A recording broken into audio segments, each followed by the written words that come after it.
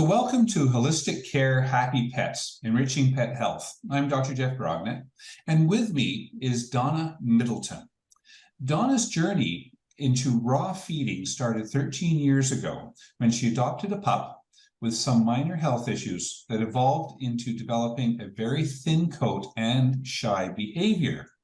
Two things there. It was suggested that she put the dog on raw diet, and that proved to make a huge difference both in the coat and the behavior. Wanting to explore it further, Donna took the plunge into 2.5 years of education with the Companion Animal Science Institute and graduated with honors. To add to this, she's participated in an additional 10 years worth of health summits in both the human and the dog world. Donna finally felt she had something that was worth learning about and sharing with other pet parents, and she's built a thriving business around this knowledge. So welcome, Donna. Thank you, Jeff. It's an honor to be here as part of your summit.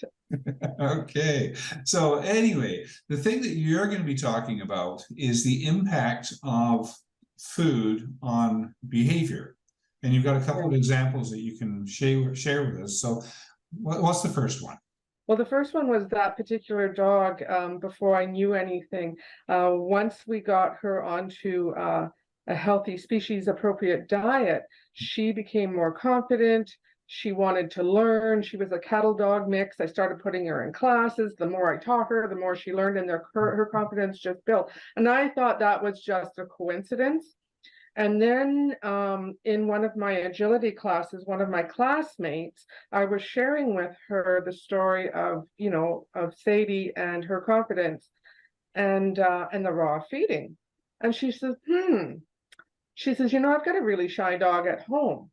She says, Taz, she doesn't like to, participate in family gatherings. She goes and hides behind the couch.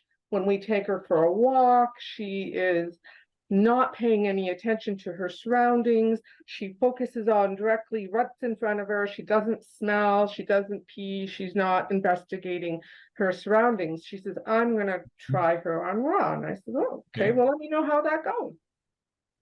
So 2 weeks later, she comes to class. She goes, I can't believe the difference in Taz. I'm going, well, what? Tell me. She goes, we went for a walk today. She goes, she's smelling things. She's looking at things. She's investigating the bushes. She's investigating other dogs. She says, and we had family over, and she says she came in out and said hello. And I said, well, did you do anything else other than change the diet? She goes, nope. And I says, wow. And this was early on in my learning. And I was like, wow, what a tremendous change. Yeah. So that's, that was my initial the light bulb went off. A few years later, I was at Winnipeg Animal Services, where they had dogs in, their little enclosures. And there was this young 4-month-old pup who was just spinning and spinning and spinning in his little enclosure. And they couldn't get weight on him. So I said, he needs to be put into a proper foster home. So I reached out to a rescue group that I'm associated with. And I said, hey, if we pull this dog from the animal services, I would foster him. Can we take him under your umbrella? And they said, absolutely. So we pulled this dog out. First thing I did was bring him home. He gets into my house and he starts spinning and he's spinning and he's spinning. And I was like, put him onto a raw diet. And it didn't happen overnight, Jeff. It took, it probably took a couple of weeks of him calming down, getting used to the surroundings and the diet and some supplements I put in. And that spinning stopped. And I was like, this is good. He was still an anxious dog. And a couple months later, we were at an adoption fair and a fella found him and said, I'd like to adopt him. And I said, okay. He's on a raw diet. He has some anxiety. I suggest you take some time off work when you bring him home to spend some time with him and get him accustomed to the surroundings. Well, that didn't happen. He brought him home. put him in a crate, put him on kibble, and went to work. Poor Bentley, he lost his mind and he tore apart the crate and did some damage to the house. And so I got a call saying he has to come back into rescue. And there was some discussions that weren't too pleasant between me and the rescue. They were wanting to do other things. And I was like, no, I can handle this. Let me do this. And they go, no, we got to put him back on kibble. You can't put him in a home unless, you know, he's already accustomed to the kibble. And this was still early on in my learning career, because this is 10 years ago, Jeff. And so I said, okay. So I said, give me some kibble. They gave me kibble. The first ingredient was corn. And that's the good quality stuff, right? That's Yeah. And poor Bentley, his anxiety, I could not get it under control. It was awful. And it got so bad that he came over, or my neighbor came over one day, and she was just standing in my yard, and Bentley started doing circles around my yard, laps. And as he ran by her, he grabbed her pant leg. And I was like, oh, this isn't good. So I contacted the rescue and they go, yeah, he's not adoptable. I'm going, yeah, he is. Let me go back and do my thing. No, he's not adoptable. And I was like, so finally, after some argument, I said, give me some time. They go, you'll never find anybody that will do what you do. I said, just let things pan out. So I put him back on the raw, put him back on the supplements, got him back under control. During that time, Jeff, we were very blessed to have a man reach out who was interested in him, and he was a retired cop. He was spending time at home, and because I was doing some music therapy with him, as well as the diet, I had mentioned this to this fella, and he says, well, you know, I'm a musician with the symphony. And I was like, wow. And I also feed raw to my previous dogs. So I'm already familiar with feeding raw. And I was like, 2 check marks, yes. And are you familiar with Tellington Touch? Yes. Okay, so I was learning about Tellington Touch as another way to deal with Bentley's anxiety and doing the ear, you know, right, things in the body work and stuff like that. So I was working on that with him as well, because each time we put him on kibble and brought him back, it was harder to turn him around, Jeff. Oh yeah. It was more, it was, you know, his anxiety had gotten worse. So I was telling this man about the Tellington Touch. And he said, well, I'm not familiar with that. He says, let me look it up. So he looks it up and he says, oh, this is easy to do. He says, I can do this at home. I says, yeah, you can. He says, yeah, well, I'd like to do a trial with him. So I says, let me contact the rescue and put you in touch with them. And so this gentleman did take him for trial, and he ended up adopting him. And about 4 weeks later, I get a message from this gentleman, and he says, you know, Bentley's starting to spin again. And I said, did you change the diet? He goes, no. I says, anything different in his diet? He says, well, I'm making him some homemade treats.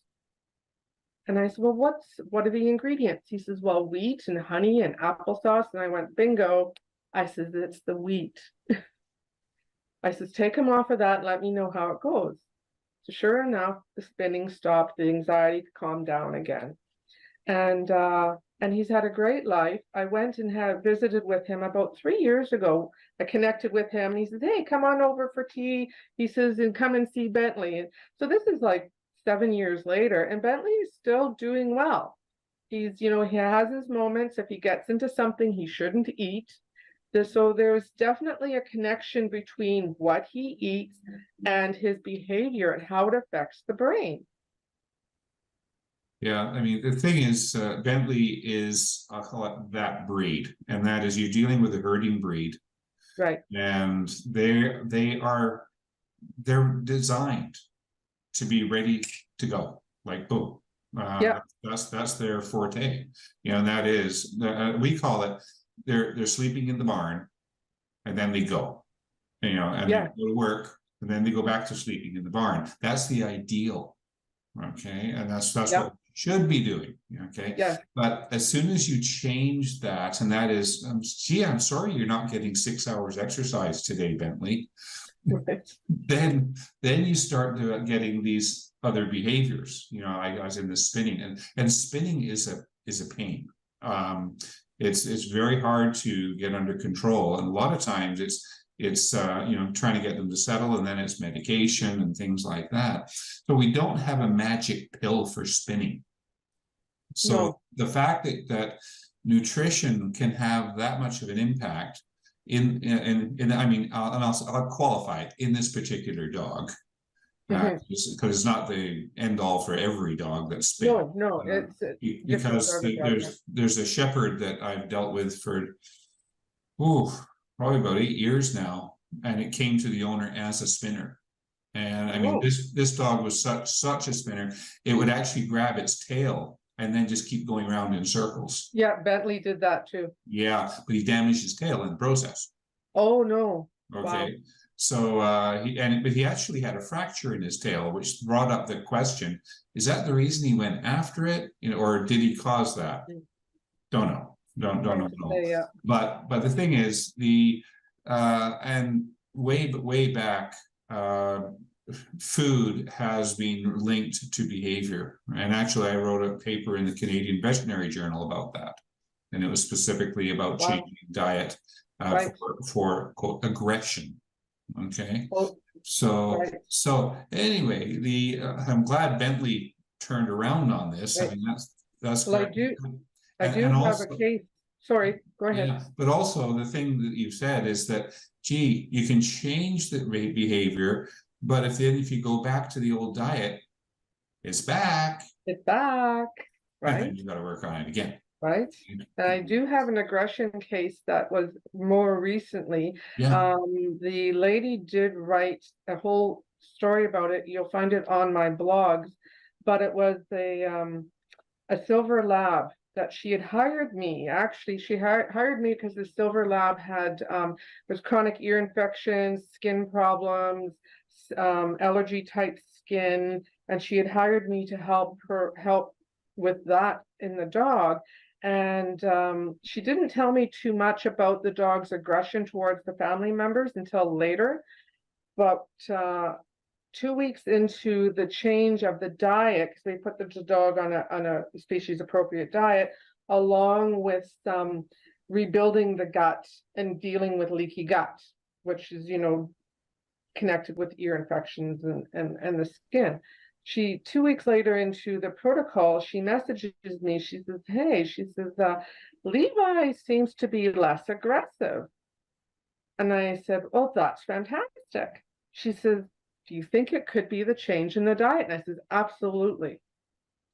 So she says, well, and I didn't know this until that moment. She says, Levi has always been aggressive towards my son, and my son wants nothing more to do than love on this dog, and my son loves dogs, and he volunteers at the rescues, at the shelters to help with the dogs, and he can't even hug our own dog because our own dog is so aggressive towards him.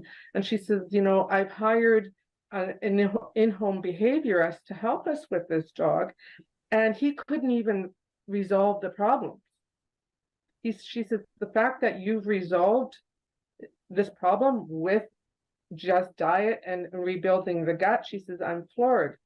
And about 2 weeks later, she sends me pictures of the son and the dog hugging each other. And she says, I'm in tears. She says, I've never expected to see this. She says, this has been a profound change. And she says, yes, the ear infections in the skin are getting better too. Yeah, by the way. But the behavior change, she says, I did not expect this. And you can read her whole story on this, on my website, but they had actually considered euthanizing this dog at one point because it was so aggressive towards her son. Yeah.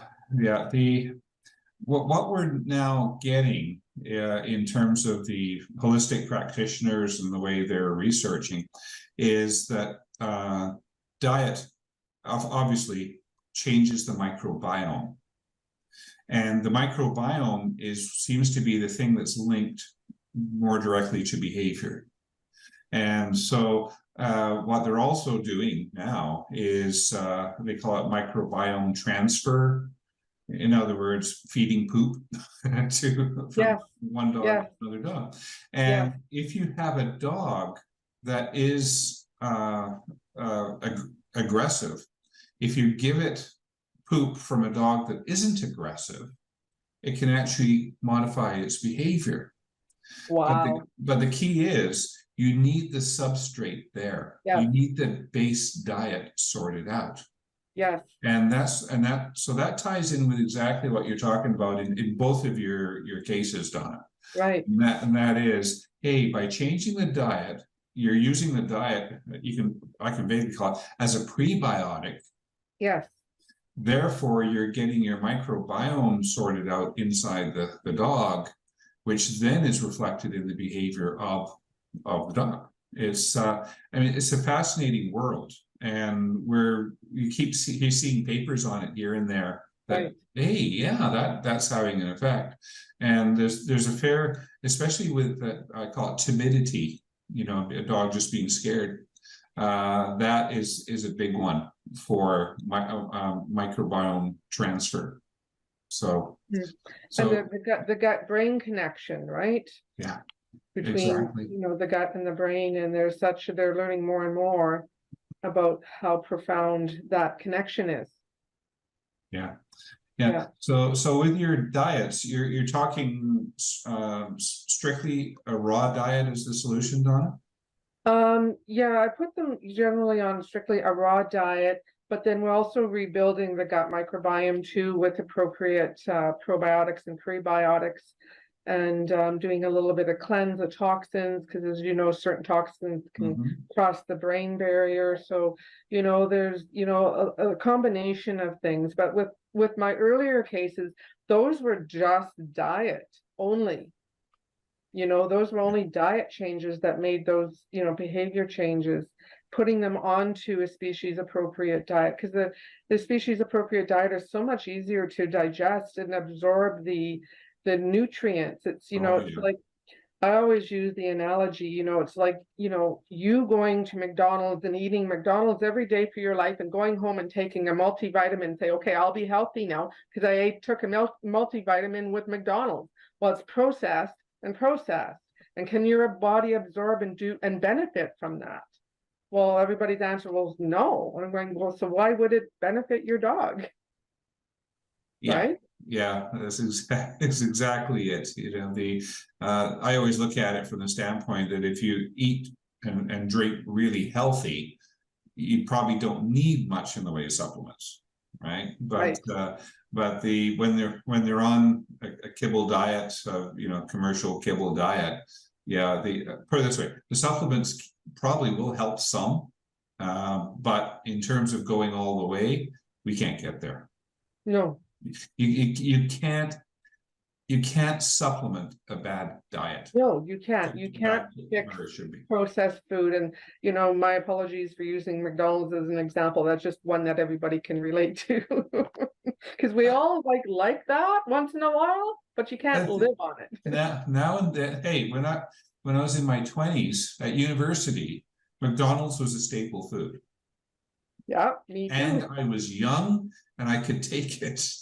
But once you get older, you get wiser, and your guts aren't as happy anymore. Yeah, and your health tells you to do something different. Yeah, totally relate.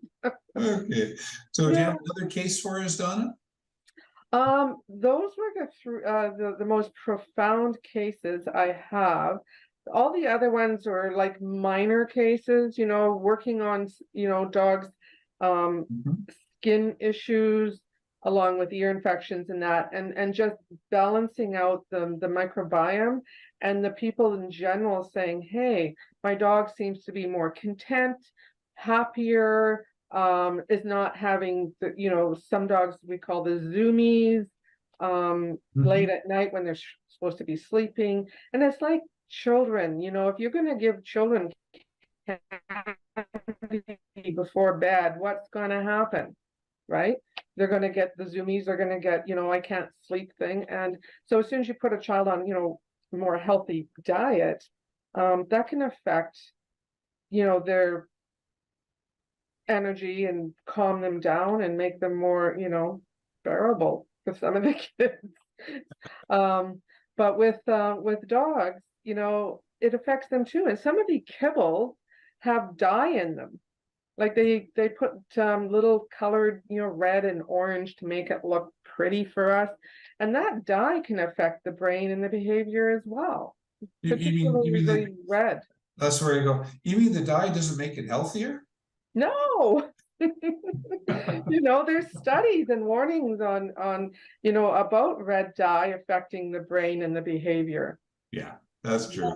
So and it's, they put it in dog food. Yeah, but this way, the dog doesn't care what color the kibble is, but you do.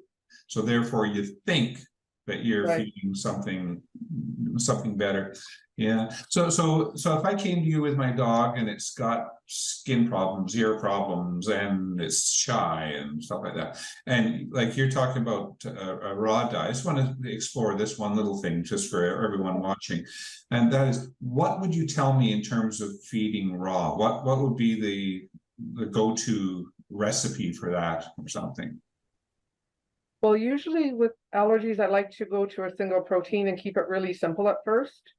And so I suggest a single protein. I suggest, there's some, in our area, we've got some good pet stores that carry a good selection of pre-made raws. And so some of them are just the protein. So I say, go to that protein, stick with that, and then work into adding in some of the, your vegetables and your fibers and stuff like that. And then there's some companies that dogs can go on that can I mention brand names? Oh yeah, definitely. Okay, so Iron Will recently came out with a raw diet both for puppies and adults that is AFCO standards. So which is, it makes a lot of people more comfortable. They don't have to add anything. It's got your kelp in there. It's got your, some of your added vitamin D and E and stuff like that in there. So that makes it easy for people to transition from just throwing something into a bowl to, okay, I just have to thaw this and put it into a bowl, rather than the DIY make. I myself do a lot of the DIY, do it yourself, but a lot of people are going, I don't have time to do that. I don't have time to source. I don't have time to figure this all out and weigh it all out and blah, blah, blah. So some of the companies, if you do your research, have done that for you. So Iron Will is one of them. They've got the basics, and then they've got what they call the Canine Balanced. And Big Country Raw also has some that is NRC compliant. So that's another step forward. So Canada is moving forward in their raw diets, taking a step up. But other than that a plain one, I would recommend adding in your iodine, your omega-3 oils, your vitamin D's and E's and stuff like that. Yeah. There's several vitamin mineral supplements that come as a batch that you can just shovel in, so to speak, and that's what I recommend a lot to my clients.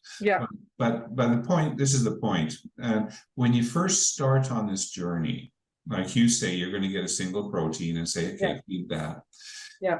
You're not going to screw things up feeding even an imbalanced diet for a month. Exactly. And the point with that is you can get started on it and then see, okay, where are we going? Is this working? Does my dog like it? Do I like preparing this? Then you can fine tune. Right? Yeah, always fine tune later.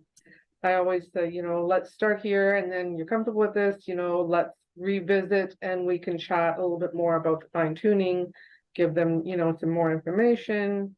And we've got a couple of pet stores in our area that the staff are very knowledgeable, and and follow summits like yourself, and you know, in different ones, and they're very willing to help out new clients.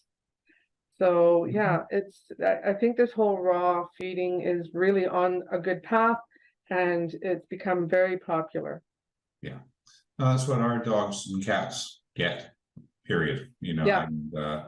and so many people, when you know, when we're walking, and some, like Shay will go up to people, and the comment usually is, "Wow, he has a great coat."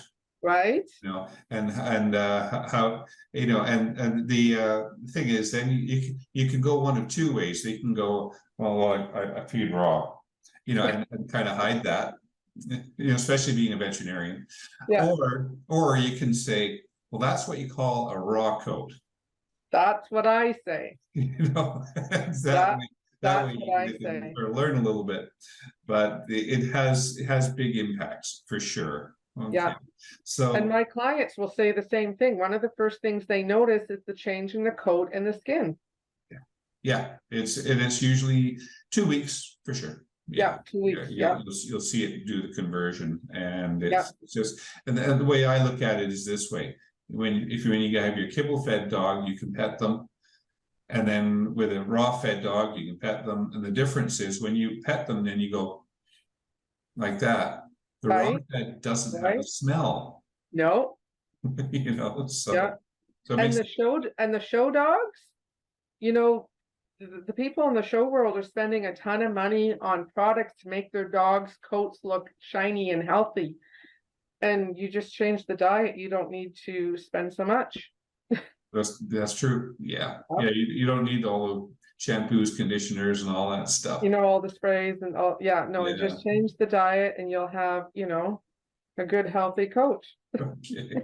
Okay. So any last words, Donna? No, just, you know, never stop learning and always continue to look what's best for your dog, not necessarily what's comfortable for you. If you have questions, seek some professional help, you know. Yeah, that's pretty much about it. Okay, wonderful. Well, thank you for coming on board, Donna. Well, thank you. It's been an honor. You've got something that you're giving away to our watchers. Yeah, I'm putting together a little ebook on the benefits of medicinal mushrooms for your pets, for dogs, and the first 25 clients will get a 25-gram medicinal mushroom package of mushrooms. I have 3 to choose from. Shipping won't be included in that, but the medicinal mushrooms, 25 grams, will be free for the first 25 people. Sounds great. Okay, I'll set up that link down below the webinar, so everyone, you can just click on that. Yeah. And that way they can get in touch with you and get some ideas on where to go. And I'll also have your Donna's website is also below as well. So if you want to check out what she's doing, go there, and she's got the stories on these dogs there. Yeah, Levi's stories on there with the pictures and all. I literally just brought tears to my eyes, that one. Okay. Thank you, Jeff. You're welcome. So thank you for watching, everyone. And so this one, you've learned a little bit about food and how it impacts on behavior. And so keep watching all the other webinars. I'll see you there.